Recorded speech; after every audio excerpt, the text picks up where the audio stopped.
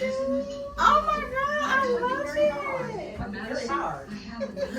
Okay. Oh, thank you for letting me do this.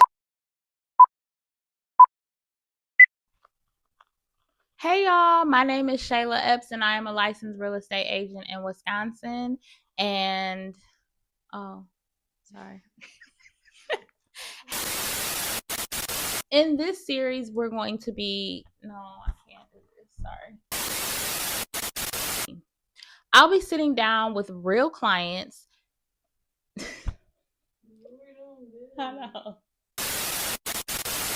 I'll be sitting down with real clients of mine as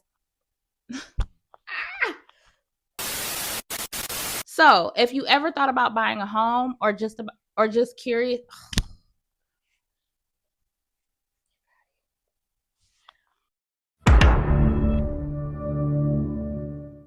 so if you ever thought about buying a home or you're just curious about the process, you're in the right place. Let's get into it. No, scroll up.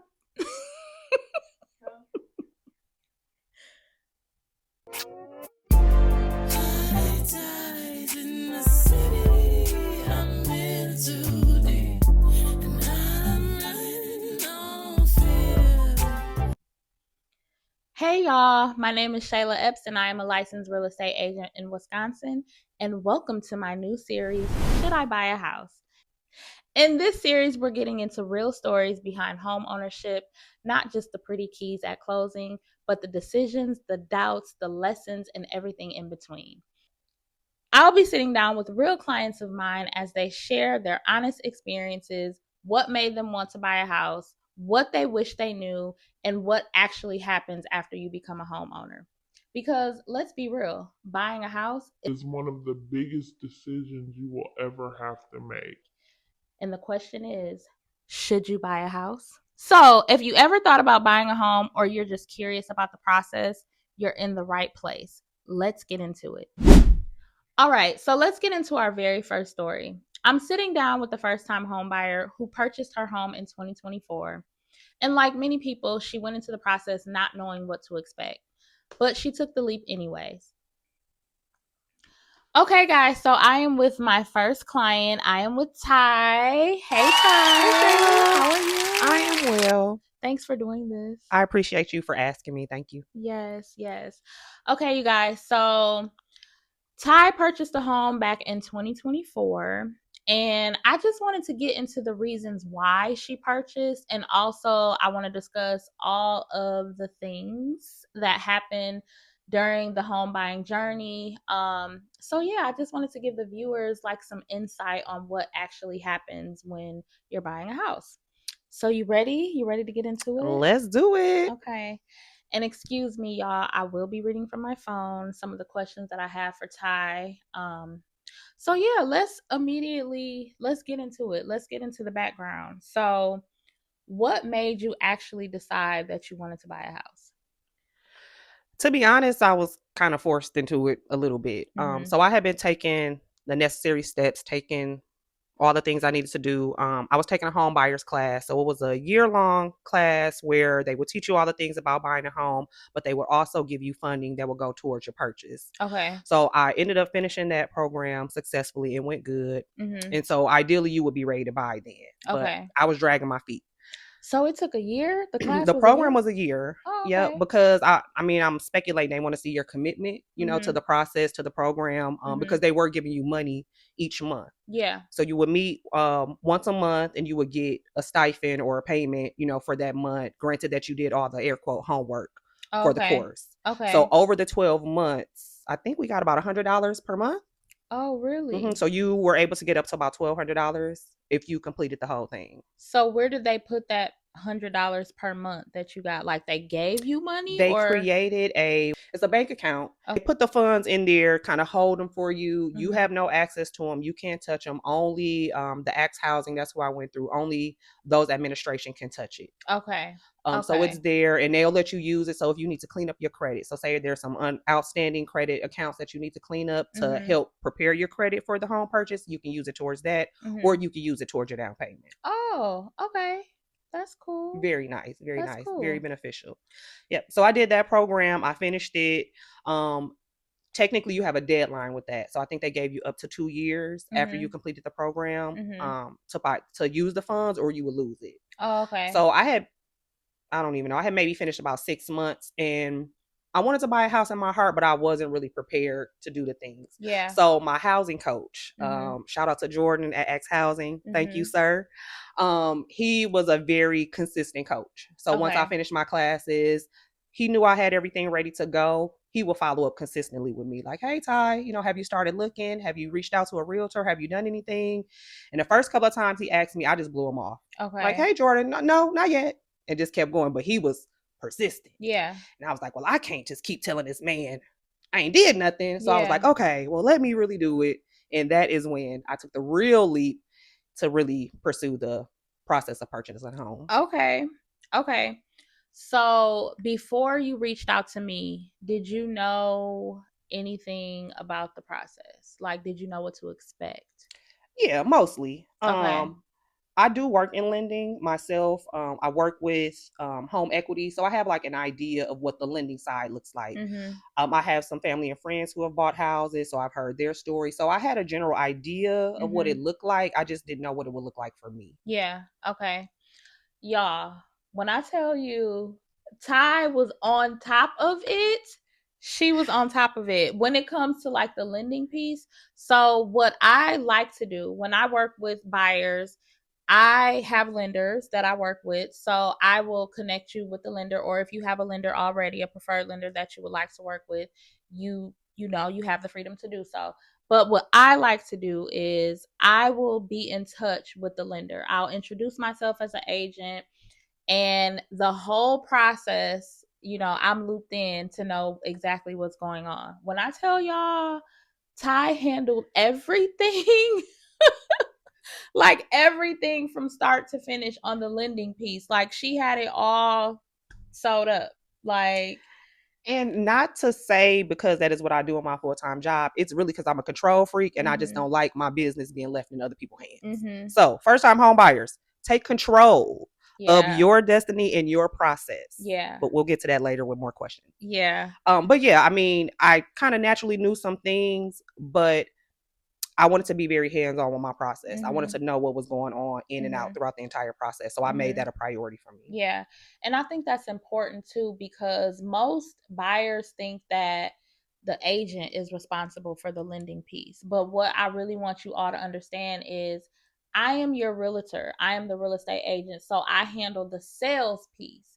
Whoever you choose as a lender, you're also a client of that lender. Absolutely. So they are responsible for handling everything when it comes to the lending piece. So just as much as you are in contact with me, you should be in contact with your lender as well. Absolutely. Yeah. I do it because I just want to be, fully informed. I want to make sure that my lender or the preferred lender is handling my client properly. So I'm always a part of the process, but I really, really need buyers to understand that it's important to be in touch with your lender, know what's going on, know what you're signing, Absolutely. Yeah. Yep. And like just as much as we ask the realtor the questions about the house, ask your lender the questions about the loan. Yeah. What does this payment look like? Yeah. What are additional fees? We'll get a little more into it later, but like you'll get a closing disclosure, go over that paperwork line by line. And if you have any questions about any line on there, ask them. That's their job. If they feel irritated or annoyed, it doesn't matter. You need to feel satisfied in what you're doing and confident about your decision. So ask all the questions. Yep, that's right. Okay, so moving on. How did you come up with your budget when you first started?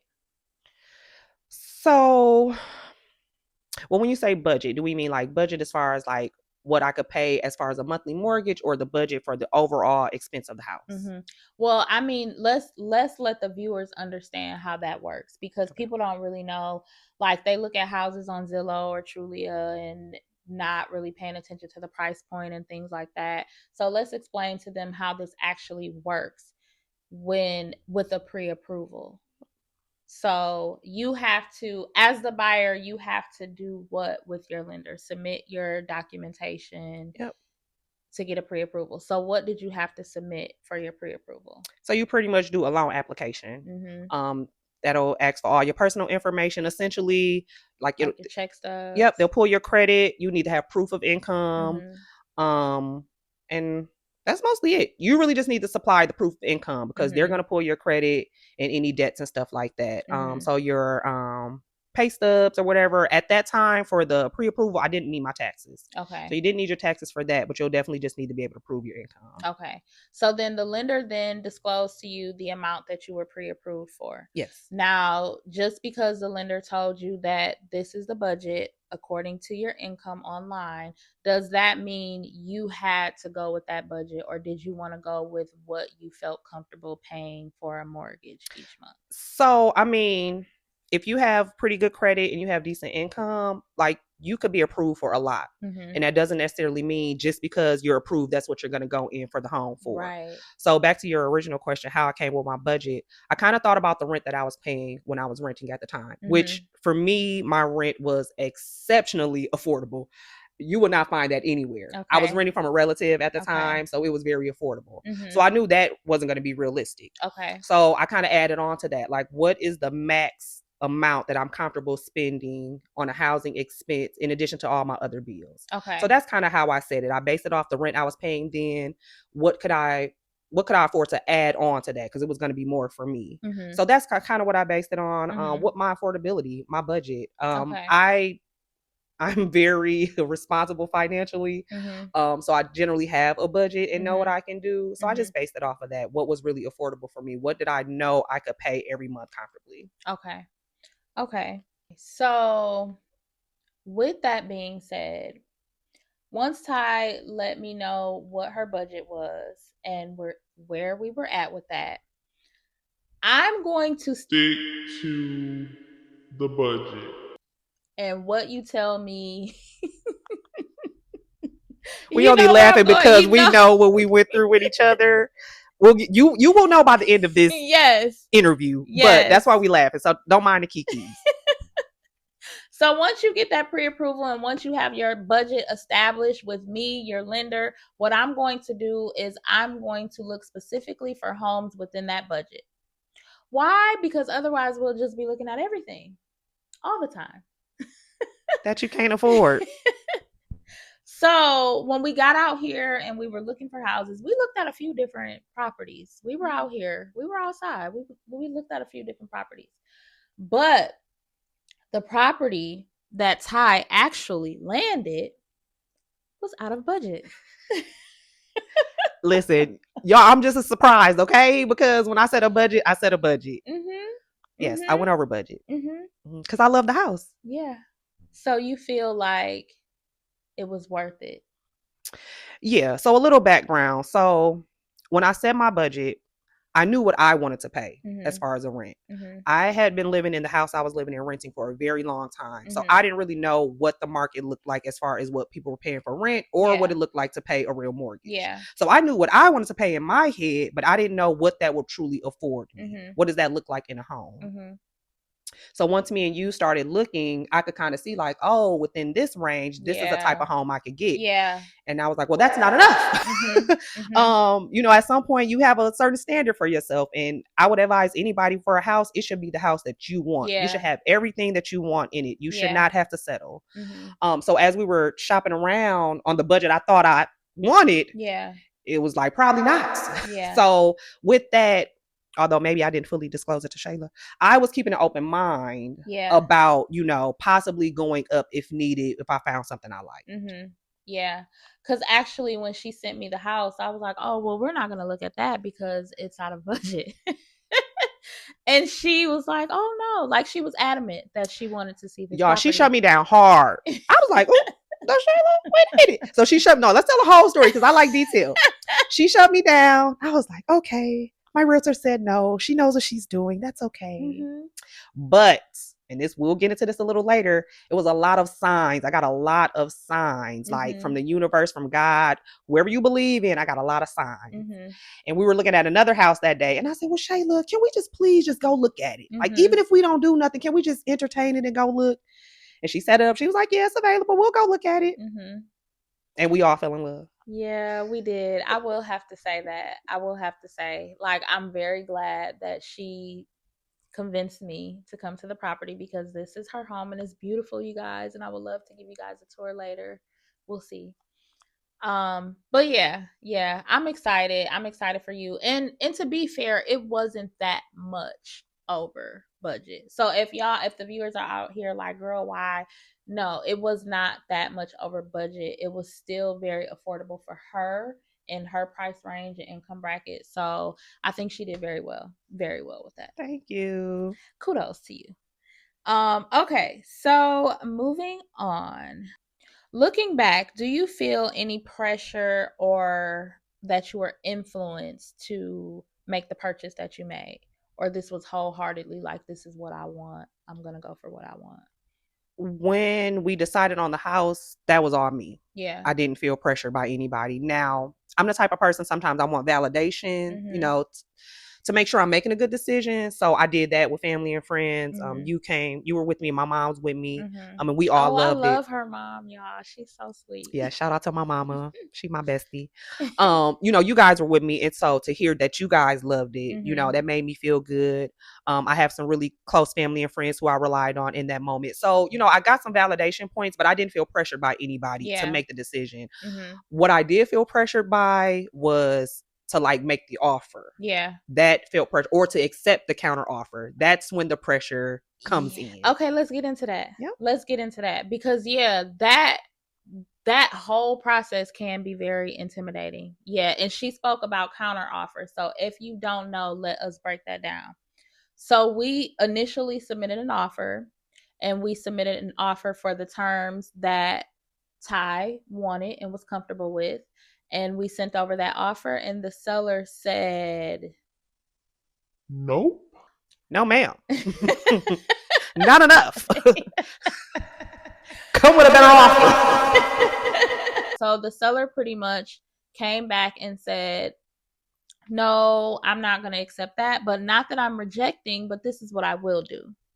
So we reviewed that, and everything is done within a certain time frame. So everything is contractual. So you have to do everything within that time frame. So that's where the pressure comes in, because you're like, okay, I said I wasn't going to do this, but now, okay. Yeah, or even before you get into the deadlines of like the counter offer or not, even when we decided to put in an offer, when I walked in this house and saw it, I felt like if I don't jump on this now, somebody is going to buy this house tomorrow. Yeah. It's how I felt. So that was the pressure, not from you or anybody else. It was a matter of, this house is not going to last long, and it's everything I want. Yeah. So what are you doing? What are you waiting on? Why are you dragging your feet? And that's very real. It's very real. Come and go. And so part of what I thought the process would be, I thought it would be a very long search. We would be looking a long time. We did not look that long. Like, I actually found this house quicker than I would have ever expected. So then it almost feels a little too good to be true. Like, nah, something got to be right, because it's supposed to take longer. Yeah. So you have like all these second guessing moments going on in your head. But I really felt like, if I don't jump on this house, somebody gonna have it. And if I go back out here in a week and look and it's sold, I'm gonna be mad. Yeah. And that's where the pressure was. And I was like, I just got to do it, because it checks all my boxes, every last one I wanted. And so that was a pressure, like putting in the offer. So we put it in. He said no. He came back with an offer. So that's when it's like, well, that's going to be over your budget now. Now, are you okay with going over your budget? Yeah. So that's where you feel a little more pressure. Like, this is what I want, right? But can I afford it? Because I put myself in this bracket of this amount. Right.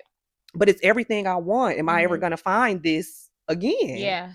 So you just got to weigh all the options out for you. For me, it seemed way more beneficial to just make that purchase and pay the little extra money versus losing out on it and then getting something I wasn't going to truly be happy with. Yeah. And that's very real too. I want buyers to understand that too. Like, when you're out here in the field, I don't know what your thought process really is, but like you just said, you thought we were going to be looking like at a plethora of houses, or the market is not really full with a lot of houses. Right now, the inventory is very slim. It's been like that for a few years now. So yes, when something comes up, everybody's running to it. So yes, you have to be mentally prepared. You have to be ready. It's go time. It is go time. It is go time. So, and I don't like to pressure any of my clients, but you do have to have that mentality and understand, like what you just said. If I don't jump on this, somebody will do it. And it's one of those ones, if you're not sure you're ready, then don't do it. Yeah. You know what I mean? Don't make the effort yet, because like you said, when it's time to go, it's time to go. It is. You don't really have tons of time to think and ponder and really like weigh out your options. And I'm a very strategic thinker. Like I like to process stuff before I make decisions. I am not impulsive that much. So with this, you have to be ready to make the decision. So if you feel like for whatever reason, and that's okay, that you might not be ready now, like just wait until you are. Yeah, that's very good advice. I would definitely say if you're not ready, if you're on the fence, then mentally prepare yourself, financially prepare yourself, because when we get out here, like we're out here. We outside. Yes. Okay. So what was it like adjusting to home ownership during your first year? Interesting. Yeah. So I love my home. Like, let's be very clear. I absolutely love my home. But again, you have to remember, I was renting before here, very affordable rent. I was renting from a relative. So any and everything that ever went wrong with the house, I could call, no problem, got fixed, didn't have any problems. So that is the life I have always been living. I didn't really have to do nothing. But coming here, things got real. It got real. Like for instance, I got my first water bill. Okay. Because you have to pay your water bill, people. No one's going to pay it for you. That's your responsibility now. I got my first water bill. I said, what is this? And not that I didn't know I was going to have to pay a water bill. It was just felt so high. Yeah. So this was a end of the year bill. So they add on like your trash pickup, your sewer fees. They add on a lot of extra fees that are not typically on your water bill on this particular bill that I got. In addition to the usage was for the house prior to me moving in too. You know what I mean? So whoever was here prior to their usage was on there. So I got that bill for the first time and I was like, what is this? Oh my God, throw the whole house away. What? I can't even do it. So you had extra bills, right? Like that, the water bill, my energy bill went up. Oh yeah. Because I'm covering a lot more house than I did in the house I was in before. So that bill went up, and this was winter time. This is November. So that bill went up. Right away I had some stuff going on in the house. Now the things that went wrong on the house kind of threw me for a loop, because when I bought this house, it was a flip. So this was a refurbished house. They redid it, renovated it, did everything to it, turnkey, ready to go. That's why I bought it. So when I had some of these other issues come up, I was like, this is not what I paid for. This was not part of the plan in the first 6 to 7 to 8, 9 months. Listen, my furnace went out like the first 4 months after me buying my house. We'll get into more of that. But like one of the biggest things that happened right away, my electricity went out in my garage. Really? Entirely. Like the whole connection from the house to the garage was completely rotted out and ruined. And you would think I had a home warranty. So guys, please invest in your home warranty if you can. But in this case, it didn't work. It was not covered by my home warranty.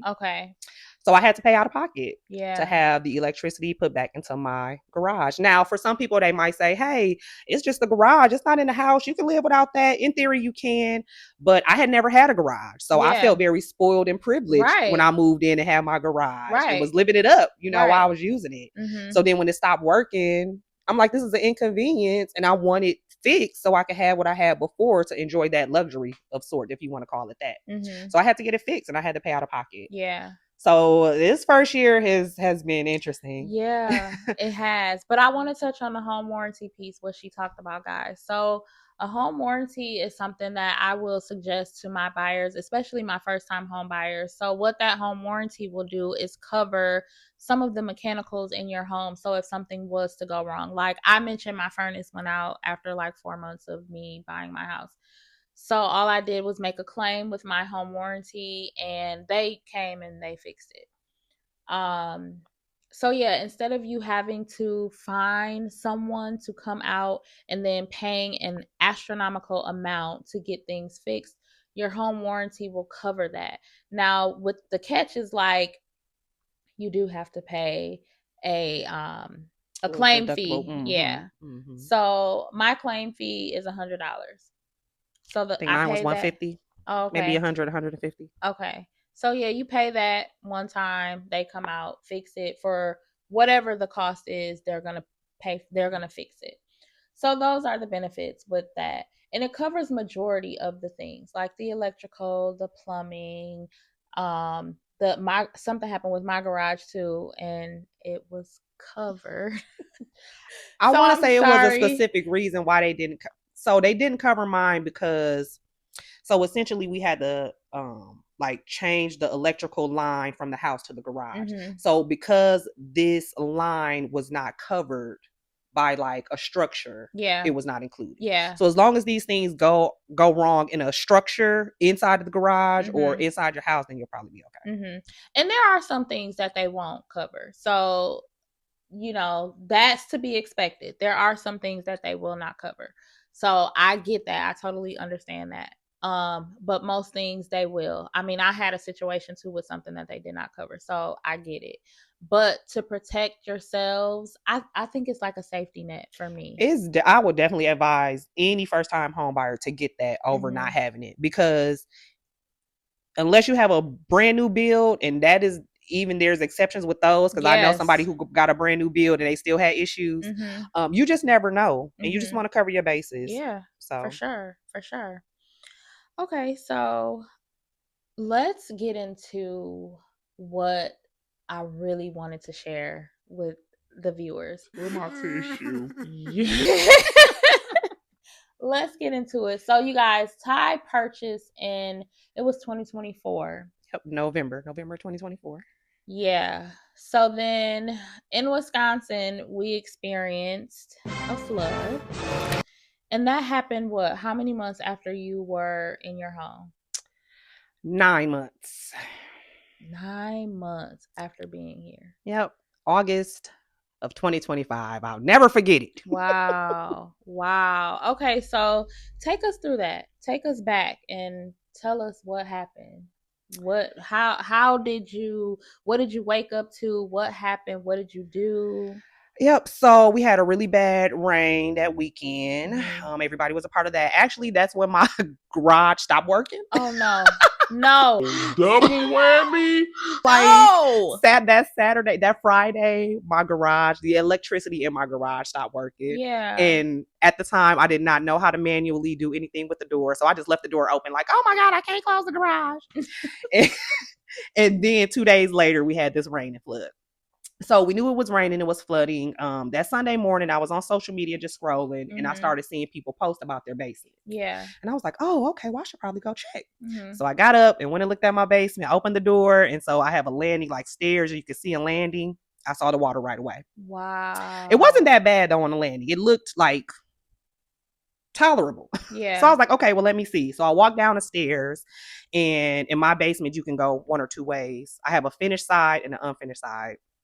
So I looked on the finished side, and the water was as tall as me. And it's carpeted, guys. Her finished side. Well, it was. Yeah. It was. Yeah. But yeah, the water was high. So I looked around the corner. I said, "Oh, the water's as tall as me." Okay. Wow. A little shocked, and I just went back upstairs, and I just kind of got back in the bed. Really? Because I didn't know what to do. Yeah. It was a complete devastation. Yeah. Like, what am I doing? Yeah. So at the time, finished basement, couch, TV, living area. I'm a yoga teacher. So I had yoga supplies, all my yoga space set up, kind of like a yoga studio, yoga mats, blankets, blocks, full on entertainment area, everything completely submerged in water. Now you got to think my unfinished side too. Washer, dryer, deep freezer, furnace, water heater, all of these things are submerged in water. It was shocking. It was devastating. I didn't know what to do. As a single woman by myself, I felt very alone. Yeah. I felt very alone in that moment. No one's here. No one can really help me. So I did some Google schmoogle, like, what do you do? Because I've never been in a flood. I don't know what to do. Started seeing some of the things. My family really rallied around me. My stepdad, my stepsister, they really just jumped right in and helped me. They essentially got the water out my basement because I was just stuck. I didn't know what to do. Yeah.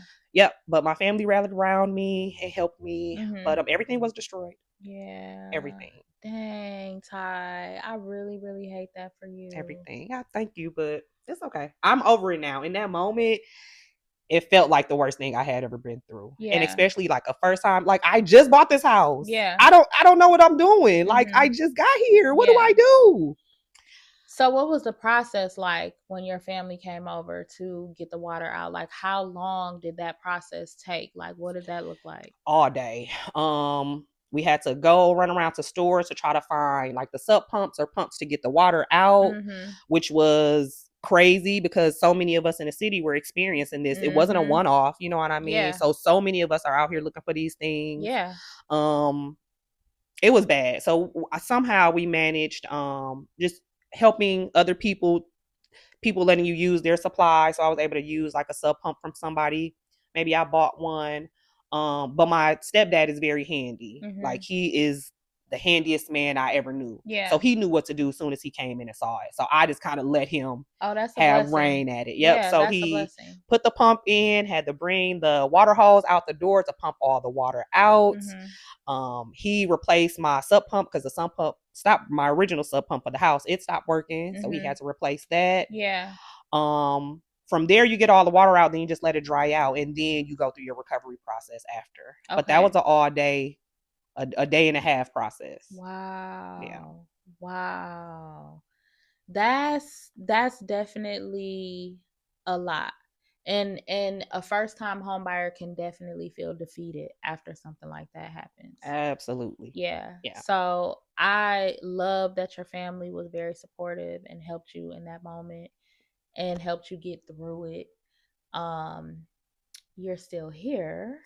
I made it. It was rough at the moment. But what I really want to say is the community in the moment of the flooding and after the recovery, the community helped a lot. Yeah. It was a lot of people who were offering services to like move stuff out the basements at an affordable price. Really? So I used a Black-owned moving company, moved all my furniture out the basement that was flooded with water. I use another Black-owned company. They do like lawn work and different work on the houses. They came out and removed the carpet for me, cut all that out and got it out because you had to get that out right away. How did you find these people? Facebook. Oh, okay. Facebook. Okay. Luckily, at the time, a lot of people were posting a lot of stuff, and even posting them being able to help people. So I just took advantage of those. Okay. And especially just kind of keeping it within my community and people who look like me. Yeah. You know what I mean? Supporting one another. And that just made me the proudest. Yeah. The way these Black men were coming in and helping a single woman. At a moment like that is the perfect time for somebody to take advantage of you. And that is what I was scared of. Like, these people gonna scam me. Yeah. They just getting all my money. Yeah. These guys did not come in and do that. Like, I asked them to do extra stuff, and they did it with no extra cost. Okay. Nothing extra. Okay. So the community itself coming together really helped me a lot in that moment. But yeah, using all those people to get the stuff out. And then I had to replace everything. Wow. Furnace, washer, dryer, water heater, all of that. So were there any programs, like government programs or anything that helped you financially to replace and rebuild? So when the flood first happened, no. And let's get into insurance. Okay. Because a lot of people don't know that. Yeah. So that was considered a flood. Most of us, if you're not in a flood area, you don't have flood insurance.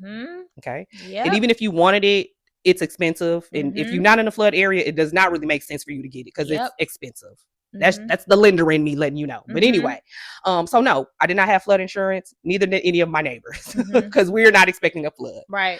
But what I did have was an extra endorsement on my policy, which covered sewer sub pump and like water damage. And that was like a $5,000 coverage that they would give me. Now, you had to be very creative in how you called in your claim because you had to be careful not to say flood.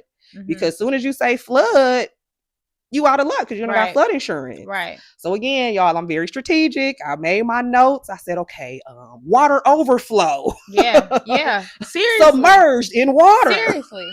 Like, you got to be creative. So I called it in and I talked to them. My insurance company was very nice and very helpful. They did not give me a hard time. They made it very easy. They waived my deductible, so I didn't have to pay that. Oh, that's good. Yep, they waived my deductible, and they gave me the full amount. Now, my coverage was $5,000, which sounds good in theory. That was just the furnace. Yeah. Wow. That was just the furnace. Wow. You got to think I still got to replace all the other stuff. So that was the initial part with insurance, but FEMA did come in later. Okay. And we did get some FEMA disaster recovery funds. Okay. So I did get some money from that. Okay. And I was able to redo some things in the basement. How long did it take for FEMA to kick in? Let me see. So that happened in August. I feel like it only took a few months. It went a little quicker than I expected. Okay. I think it only went a few months. Okay. Yeah, because it wasn't even cold outside or anything before everything was finalized. Okay. So I want to say a few months. Okay. And even with the FEMA process itself, that process went really quick too. They didn't drag their feet. They didn't send you through a lot. They came out, did an inspection. It was quite evident what was going on, so that it wasn't hard to dispute. And then they kind of issued the money pretty quick. So that process went fast. That's good. So I will say, although it was devastating and scary as hell, the process after, everybody made it very effortless for me. So I'm grateful for that. Right. Yeah, and these are definitely real life experiences, real things that can really happen, and you are the sole person responsible for these things when you are a homeowner. Yeah. So I mean, there's pros and cons to, I think, everything that you do in life. Absolutely. But yeah. Okay, so after going through this experience, do you still feel like you're happy that you purchased a home? Absolutely. Yes. Absolutely. Yeah. Now things have gone wrong. Like the stuff with the house, my mortgage has already gone up because my property taxes went up. And they don't always talk about that in them classes, y'all. Yeah, they don't. We need to talk about that. So things have happened where I was like, man, I wasn't really ready for this.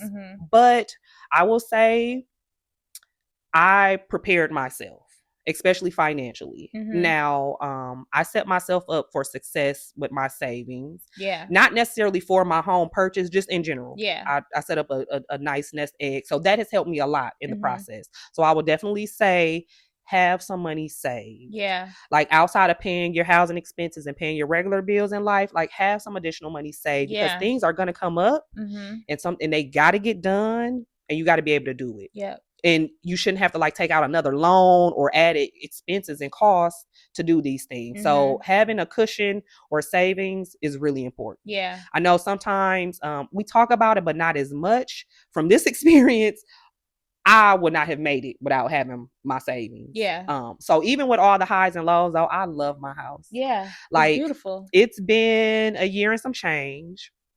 And there are still times where I pull up, I park in my garage, I walk in the house, and I'm like, man, I love my house. Yeah. I love my house. Yes. So I really do. I'm so happy with the decision. Like it's tested me. I feel like it's made me stronger. Yeah. And I feel like it's more to come, but I would not change the decision. I would not choose another house. None of that. I love my home. Yeah. I love that for you. And that's my goal too for buyers. Like I really, really want you guys to be happy with your purchase. I want you to be satisfied. I want you to fall in love with your home. Like, yes, I really, really love that for you. I do. But let's tell these viewers about the whole, your mortgage payment went up already since you've been here. And that's because her taxes went up. And guys, your taxes will go up because the neighborhood is going to be assessed. Real estate increases. That is why people invest into real estate. So as the neighborhood is assessed and the market goes up, properties increase value, the taxes go up. Yesterday's price is not today's price. Unfortunately. So you may see that reflect in your mortgage payment as the taxes go up, but that just shows that, you know, your neighborhood is increasing in value, your home value is worth more. So if you ever decide to sell your home, you'll be able to sell it for more. But that is something that people don't understand and people don't know about, that your mortgage, what you purchase, what your mortgage is, then that can fluctuate. So that would be the one thing I would say about like setting your budget, and that's fine in the moment, but kind of make sure you can handle a cushion. You can handle anything more. I wasn't really prepared for that. So we had already went over my budget originally, which I was like, okay, that's fine. But I wasn't really prepared for the budget going more beyond that either, which is where I am now. Now I'm gonna make a way. I'm gonna find a way, y'all. But I wasn't really prepared for that. And I don't feel like that was a discussion I had with anybody throughout the process of buying the home. No one really disclosed like, hey, this is this now, but keep in mind in the future as things change. No one really had that conversation with me. And it might feel like common sense, it goes without saying, but if you've never been in this experience, never had this experience, or never done this process, you don't know. So that would be the one thing. I don't think a lot of people know that though. I don't think a lot of people know. I've taken classes and stuff, and I don't feel like that's ever part of the discussion. And I think that's important. Yeah, a lot of people need to know that the taxes will go up, so your mortgage will go up. So I'll tell you guys, because I'm very candid, my mortgage went up $200. Oh, okay. Off the rip because of the increased taxes. Yeah. Which I was not fully prepared for that type of jump. Now, like, again, from a common sense perspective, I kind of know, and from having family and friends who've gone through the process, they've kind of told me like, yeah, you know, it'll go up. But I feel like for people, it's been a little more gradual than that. So I feel like this was a little bit of an unprecedented time with the property taxes in Milwaukee, where for whatever reason, they all kind of went up a little higher than normal. So Milwaukee County got imposed that tax increase. Okay. That's why. Okay. Yeah. So $200, that is like a big jump for your first increase. That is a big jump. It felt like a lot. Yeah. Yeah. So that is something that you have to really, I guess, do your research on when you're choosing an area that you want to. Yeah. And I mean, within reason, right? Because that's par for course. That's likely going to happen regardless of where you live. But I mean, you can just set yourself up for the best case scenario and set yourself up for success if you know. Yeah. So that's what I would say for that. Okay. This is good stuff, you guys. Good stuff. I didn't have a lot of questions at the closing just because I was very hands-on through the process. And I'm the type of person, I'm asking you questions as we're going through it. I don't really got to wait till the end and be like, but wait, you know. I was there throughout it. So I didn't feel like I had a lot of questions in the end because I was diligent about asking my questions throughout the process. Yeah. So do you feel like overall, like, because I think a lot of people think that buying a house is like so far-fetched. Like it's so difficult. Like when we actually got into the process and we started, do you feel like it was like too much? No. Yeah. No. I mean, it's almost equivalent to you shopping around when you're looking for a house to rent. Like, you know what I mean? I mean, it's just a different process of you signing paperwork. But I mean, the people do so much work for you. You just have to have your stuff together and have the things prepared to give them. You know what I mean? Now, again, going back to what I said, I do think you should be hands-on. You should be involved. Like, you should not just be waiting on your agent to send you houses. You should be proactively looking yourself. You're not your agent's only client. You got other clients. So, like, do your work. Read your documents coming from your lender so you can ask those questions as you get it right then. You don't got to wait till the end. So be proactive, but they do a lot of the work for you too. So like, don't be scared. Don't be scared. So if you're already thinking about buying a house, take the leap. Do it. Don't be afraid to get out here and really just, I feel like boss up. Like boss up. Like, and think about it this way. No one is going to come put you out your house. Can't nobody come tell you nothing about your house. They can't make no changes on your house. This is your house. You can do what you want to with it. And I really feel empowered by that. Being in this house now. You know, I lived in a rental for the longest. It was fine. I stayed with relatives were in the house with me. Like, it felt like the ideal situation. But I feel so empowered with my name on the deed. This is my house. I can do what I want with this. And I don't have to ask anybody, run anything by anybody. That's a different type of feeling. I love that. I love that for you. Ty, this was so good, you guys. This is so good. I feel like you gave the viewers some really, really good information. So yeah, I think that we are done here.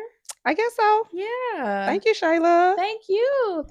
And Shayla's the bomb. Like, if y'all don't already know, y'all need to stop playing.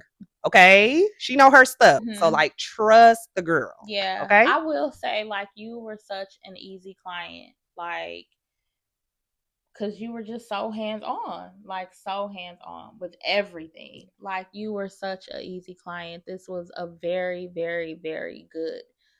This was a good situation. Yeah.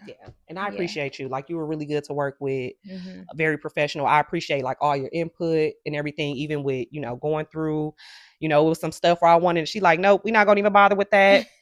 Something would come up on the list as a result, a search result. She like, nope, take that off. I know, girl, please. Like, she know you. Once you set up the foundation of what you want, Shayla's gonna know that and stick with that. Like she said, when you set your budget, she like, no, we're not going out of this budget. Yeah. We had put in an offer on another house before this one. No, refresh my memory. So we had put another offer in. That was like, I felt unsure about putting that offer in anyway, but you got me out of that because I did not want that house in the first place. So we got out of that. I don't even remember that one. That is so crazy. That was the one that had like the blue cabinets. It had the upstairs. It was a beautiful house. Oh, okay. Yes. I remember that one. Okay, yeah. And that's one thing I would say for my first time buyers, like, feel confident in the decision, like in the house. Yeah. Like, you asked me about that one and I liked it. And I was like, yeah. But I was so glad it did not go through because I did not want that house in the end. Yes. But when this one came, I was like, no, I like it. I like it. No, I like this one. You know what I mean? So feel good about the house you walking in when you think it's yours. Like, feel good about that decision and really listen to the signs. I said this before, but I mean that I got multiple signs from the world about this particular house. And I did not ignore them. Yeah. So, like, don't sleep on that either. Yes, you are right about that. And you definitely got to have a good agent too, because when you're in situations like that, your agent has to know exactly what to do to get you out of those deals without you losing any money. Yep. Yeah. Oh, one thing we didn't touch on though was the whole home inspection piece. Oh, okay. I think yours went pretty good though. I feel like in this situation, we had a really good cooperative seller. Yeah. Because we went back with a lot that needed to be done. Yep. Like even like the radon situation and having that filtration system put in. Yep. But they made that easy. Yeah. So yeah, I mean, he was cooperative. I don't know if that's common or not. Maybe you can speak to that. It's not. But I feel like I don't know, and I hope and pray this for everybody. But like, my situation was just very unique. Yeah. It went very smooth. It went very good. Like, even us finding this house, I looked at a few houses, but I did not look at tons of houses. Yeah. We were not out there a long time. Lastly, I would just say, like, for the buyers, keep an open mind. Like, keep an open mind for the whole thing, for your location, for your home. Like, for me, I didn't really know what I wanted, what type or what style of house I wanted. Like, I had some essentials, like, okay, 3-bedroom. I wanted to be turnkey, move-in ready. An attached garage would be nice, but maybe no alley. Like, I had some things I wanted, but I was still very flexible within that. Like, we looked at all kind of different houses for me to determine the style that I wanted, what fit me. But even keeping an open mind about location. I feel like Milwaukee has a lot of hidden jewels and hidden gems and duck offs that we don't know about. I live on a duck off. Yeah. I'm not going to tell y'all, but I live on a duck off. Yeah. So many people have come over here like, I didn't even know this was over here. This area. Yeah. So like, you might have something in mind, and unless it's a very specific reason why you need to stay over there, maybe the kids and the school zone, keep an open mind, because there's so many hidden jewels out there. You'll miss out on the opportunity. Yeah. And I like to tell buyers to have your must-haves and your wants. Yeah. Because you will, if you don't have a budget at all, then okay, we can go into this and get whatever you want. But you're on a budget, you have your must-haves and then you have your wants, because I feel like it's the responsible thing to do, to go into these houses like, okay, this is what I must have, but this is just a want. Like, I don't have to have that. So I like to know the foundation. Like you said, you wanted the 3-bedroom, you wanted the garage. A lot of people are not going for homes that doesn't have a garage today, especially in the city. Yeah. So I like to know, the must-haves, because I'm going to focus on that, the must-haves. If we can get, the wants in there, but the must-haves, yeah. Yeah. But I think you got it all, baby. You got it all. Thank you. Yeah. I mean, I absolutely got everything I wanted. Yeah. Turnkey ready, move-in ready, AC, 3 rooms, Yes. all the stuff. Yes. All the good neighborhood. It was a neighborhood for me. Yeah. It was a neighborhood for me. Yeah. All right, you guys. Well, this was my very, very first episode. Thank you guys for tuning in. I hope you learned some things from myself and from Ty. Thank you, Ty, for doing this. Yeah, absolutely. No and problem. Until next time, bye, guys. Bye.